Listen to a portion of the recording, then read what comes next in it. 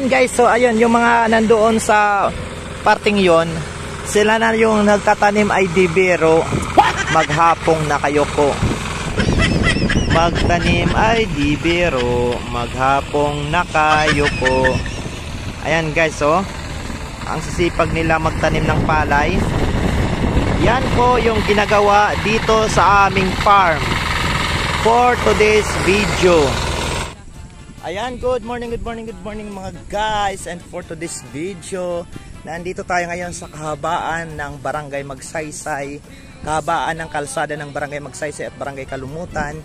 Dahil for today's video, ayan, may lumabay na scooter, kaya hindi tayo natigilan tayo. And for today's video, tayo po ngayon ay naglakad-lakad.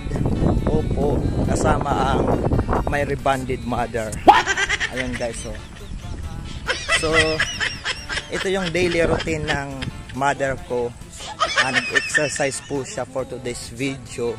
Araw-araw po siya nag-exercise kasi ano na po siya, HB. HB as in hubag. High blood po, ayan. So nag-exercise po si nanay. At kapag ganiring wala akong ginagawa, ayan, o kaya vacant time, ayan, sumasama tayo for today's video. So dito po tayo ngayon sa kabaan ng Magsaysay at Kalumutan Road. Shoutout po sa lahat po ng mga taga-barangay Kalumutan. Kumusta po kayo for today's video.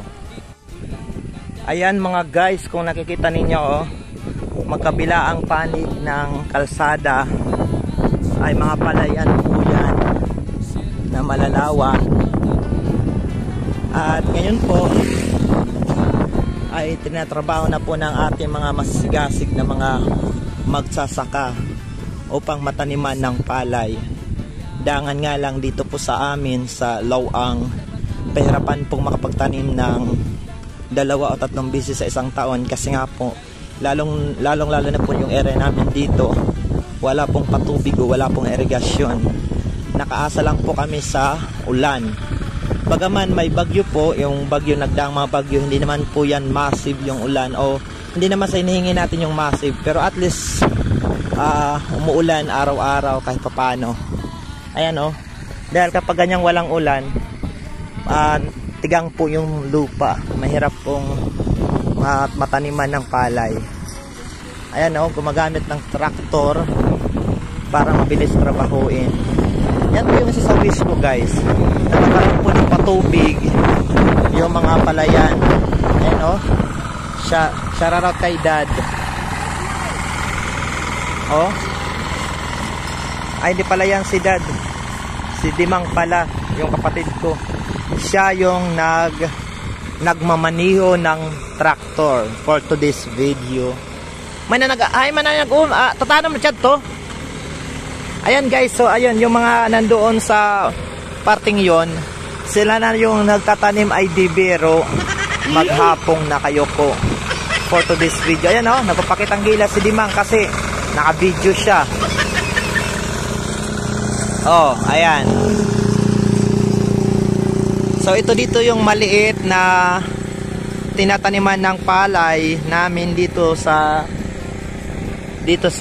farm. At yung farm na ito ay pag-mamayari nila Kuya Erning, Ninong Erning at Ninang Margie Tejero. Ayan guys,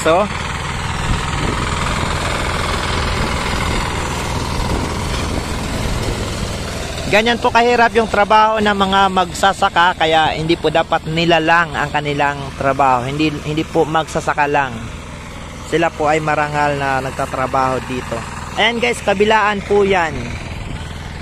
Yung mga areang ganyan dito, tapos hanggang doon guys for today's video. Hanggang doon pa yan guys. Tapos dito. So lahat po yan ay sinasaka o tinataniman ng palay. Comment down below doon sa aking mga followers na nakaranas ng magtanim ng palay.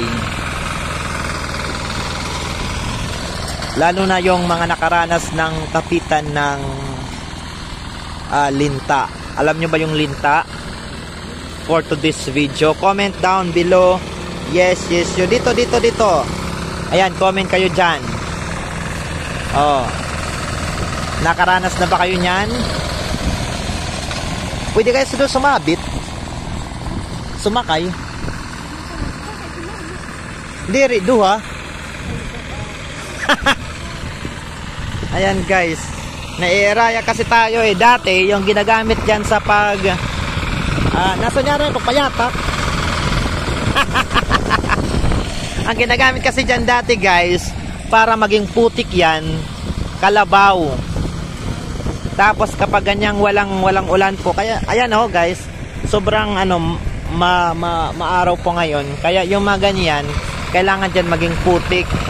Ngayon kapag walang ulan, yung ginagawa ng ibang mga magsasaka, nilalagyan yan ng tubig. Pero grabe, ang hirap naman yan kapag binaldiyuhan yan ng tubig. For today's video, ayan o, nag-umpisa nang magtanim ng palay yung mga nando sa dulo.